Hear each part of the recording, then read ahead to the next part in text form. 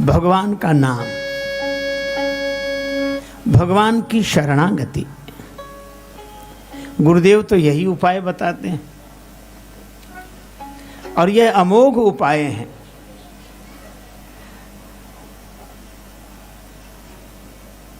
जब कोई कहता है कि हम नाचते नाचते थक गए, सूरदास जी कहते हैं अब मैं नाच्यो बहुत गोपाल, अब मैं नाचो बहुत गोपाल, अब मैं नाचो बहुत गोपाल। सूरदास जी कहते हैं महाराज मैं बहुत नाचा, थक गया हूं। नाचने की पोशाक पहन पहन कर नाचा, काम क्रोध को पहरी चोलना, कंठ विषय की माल। कभी कामी बनकर नाचा, कभी क्रोधी बनकर नाचा।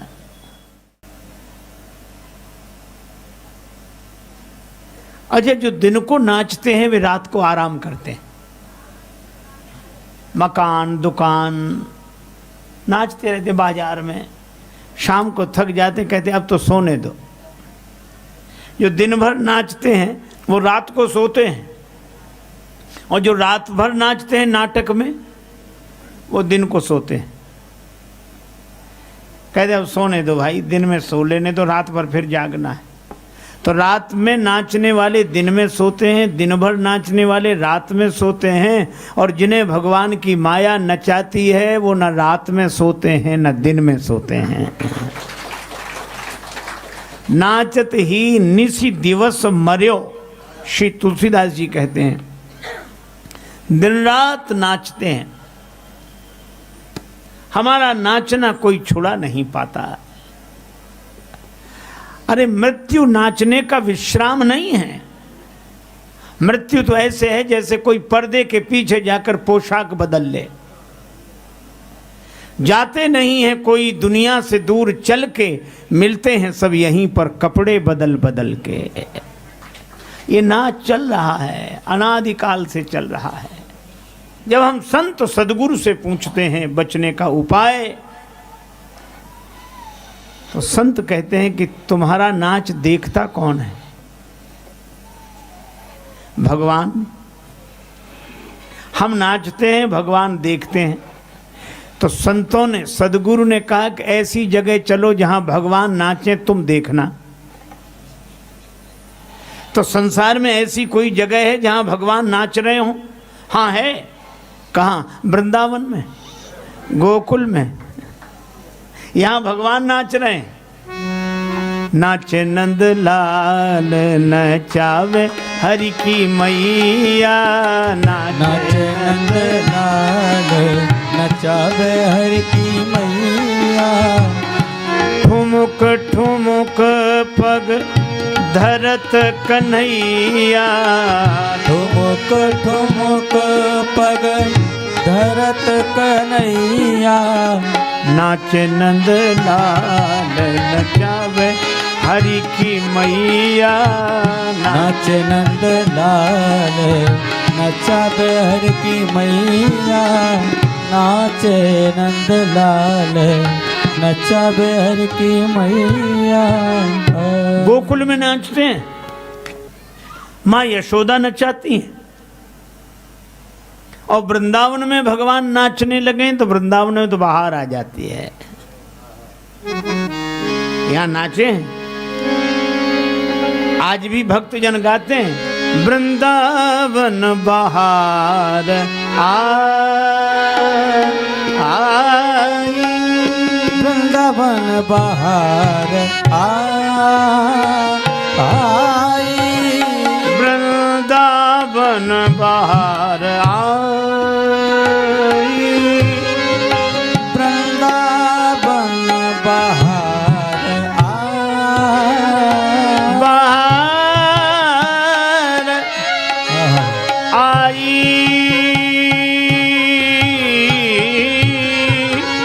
वृंदावन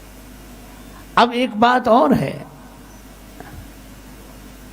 कि हम अपने परिवार को, अपने संसार को भगवान से कैसे जोड़ें। कुछ लोग सोचते हैं घर बार अलग और भक्तों का, साधुओं का जीवन अलग। बिल्कुल अलग नहीं है। भगवान राम ने विभीषण जी से कहा कि विभीषण तुम राज्य करो, और थोड़े बहुत दिन नहीं, 1 कल्प तक राज्य करो। विभीषण जी बोले हम यही करते रहेंगे तो भजन कब करेंगे। भगवान ने कहा कि अलग से भजन नहीं करना है। करे वो कल्प भरी राज तुम मोहि सुमरे हो मन माहे। मेरा स्मरण करना तो पुण्य मम धाम पाई हो जहां संत सब जाएं। जहां सब संत जाते हैं वहां तुम जाओगे। ये भगवान का वचन है, कुछ छोड़ना नहीं है। रामचरितमानस में कथा है केवट की।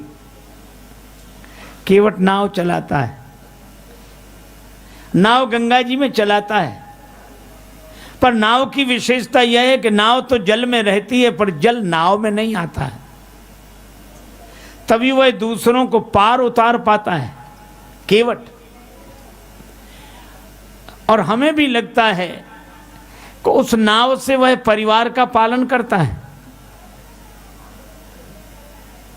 आप अपने परिवार में जो धंधा करें वह करते हुए भगवान का स्मरण करें, ठीक वैसे ही जैसे नाव बाहर से गंगा जी में डूबी रहती है और भीतर से बिल्कुल खाली रहती है।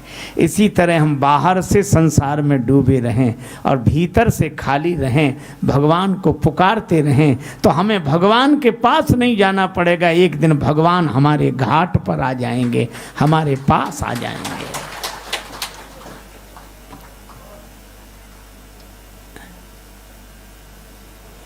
मगर राम पहुंचे जब गंगा किनारे तो खुदा को पड़ी ना खुदा की जरूरत। भगवान को केवट की जरूरत पड़ी, ना खुदा, केवट को बोलते हैं। राम जी सुमंत जी को लौटा रहे हैं। तुलसीदास जी कहते हैं बरवस राम सुमंत पठाए। बरवस राम सुमंत पठाए। सुरसरी तीर आप तब आए। सुरसरी तीर आप तब आए। सुरसरी तीर आप तब आए। भगवान गंगा जी किनारे आए और भगवान ने आकर केवट से नाव मांगी। तुलसीदास जी कहते हैं मांगी नाव मांगी नाव मांगी नाव। भगवान ने नाव मांगी। निखादराज साथ में हैं, राम जी के मित्र हैं, वो अगर आज्ञा कर देते 1 क्या 10 नावें आकर खड़ी हो जाती। पर भगवान ने कहा कि मित्र तुम आज्ञा मत देना, मैं नाव मांगूंगा।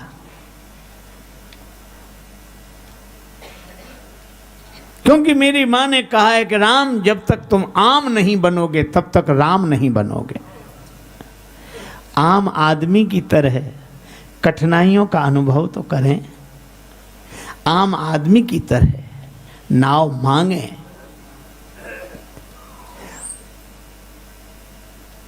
इतनी नम्रता तो हम लोगों में भी नहीं है। कोई रिक्शा दिख गया तो हम रिक्शा मांगते नहीं हैं। आवाज ए रिक्शा, जैसे उसका नाम रिक्शा ही हो। एक आदमी ने तो हद कर दी, रिक्शे वाले से बोला रिक्शा, हाँ साहब। रेल स्टेशन जाओगे? बोले हाँ जाएंगे। तो बोले जाओ।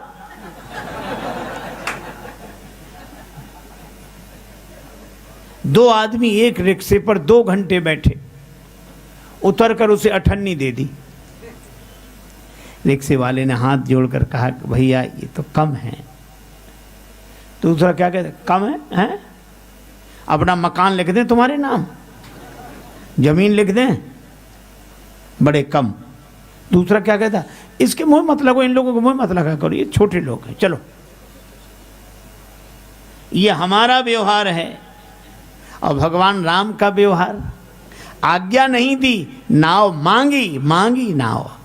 हे केवट अपनी नाव ले आओ, हमें पार कर दो।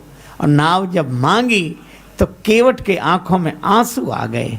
केवट ने कहा कि श्रम का मूल्यांकन इतना जिसके मन में हो वो नर नहीं हो सकता, नर रूप में भगवान ही हो सकते हैं। कहा ही तुम्हारा मरम मैं जाना। भगवान नाव मांग रहे हैं, आंसू आ गए उसके। कहने लगा मैं आपका मर्म जान गया, लेकिन नाव नहीं ला रहा हूं। मांगी नाव